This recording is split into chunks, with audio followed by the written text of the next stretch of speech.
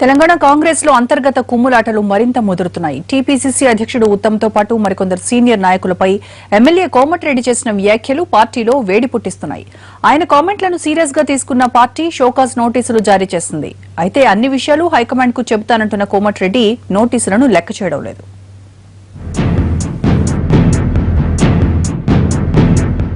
జై తెలంగాణ అనాలంటే నీ ఏడ చెప్పాలి నాన్న చెప్తాను ఒక ఆయన. ఇంకొక ఆయన ఏంటంటే నేను రాజీనామా చేయగానే నటుకుని నా పదవి ఒక ఆయన తీసుకుండు. ఆయన పోయి రేపు పొద్దున ఓటు ఏమిటి ఎట్టేస్తారు? నువ్వు ఆ తెలంగాణ ఎంకరెడ్డి రాజీనామా చేస్తే నువ్వు ఆ పదవి తెచ్చుకున్నావు అని ఆయన.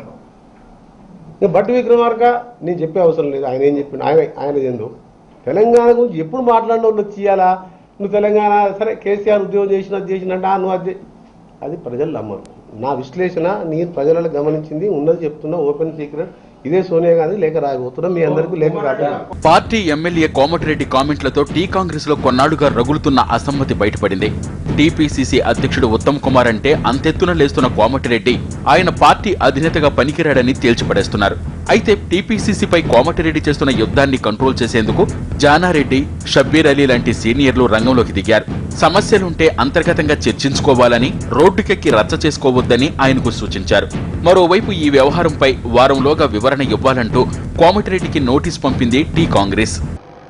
రాజ్యాంగానుసారం వారు మాట్లాడిన మాటలు క్రమశిక్షణ రాహిత్యమని గుర్తించి 7 రోజుల్లోగా ఈ రకంగా వ్యాఖ్యానాలు చేయటంలో ఉన్న అంతర్యం ఏంటి అని చెప్పని వారి నుండి ఎక్స్ప్లెనేషన్ అడిగే విధంగా షోకాజ్ నోటీసును మేము సర్వ్ చేస్తా ఉన్నాం. ఇవాళ 7 రోజుల్లోగా కోమటిరెడ్డి వెంకటరెడ్డి గారు తగు రీతిలో సమాధానం ఇవ్వని పక్షంలో తప్పనిసరిగా వారిపై క్రమశిక్షణ చర్యలు ఉంటాయని చెప్పని మీ ద్వారా మేము వారికి తర్వాత కాంగ్రెస్ పార్టీ కార్యకర్తలందరికీ కూడా మేము తెలియజేస్తా ఉన్నాం.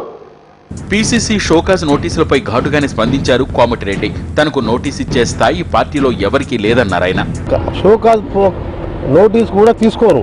ప్లస్ షోకాజ్ నోటీసు ఇచ్చే అర్హత హక్కు వాళ్ళకి లేదు. అది సోనియా గాంధీ గారితో తెలుసుకుంటున్నాయి. అమెరికాలో ఉన్న ఉత్తమ్ కుమార్ రెడ్డి కోమటిరెడ్డి వ్యవహారాన్ని హైకమాండ్ దృష్టికి తీసుకువెళ్లాలని భావిస్తున్నారు. టీఆర్ఎస్ లోకి వెళ్లేందుకే ఆయన ఇలాంటి వ్యాఖ్యలు చేస్తున్నారని అధిష్టానానికి ఫిర్యాదు చేయాలని భావిస్తున్నారు. అయితే షోకాజ్ కు వివరణిచ్చే వరకు ఆగాలా లేదా వెంటనే చర్యలు తీసుకోవాలా అని తెలంగాణ కాంగ్రెస్ తర్జన పడుతోంది.